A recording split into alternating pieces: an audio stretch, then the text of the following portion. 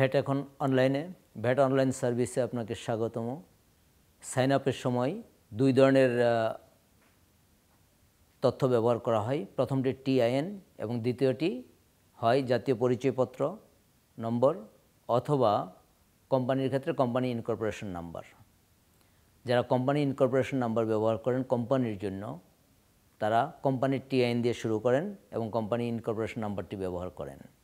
Company incorporation number ব্যবহারের সময় আপনাকে ব্যবহার করতে হবে C-1234-5 এই ফরম্যাটে। কেউ স্ল্যাশ দিয়ে ইস্যু বছরটি লেখেন, সেক্ষেত্রে আপনি এটি নেবে না। আমাদের ডাটাবেজে ফরম্যাটটি হলো C-12345 এই ফরম্যাটটি। যদি আপনি বারবার চেষ্টা করেন তাহলে আপনি লকড হয়ে যাবেন।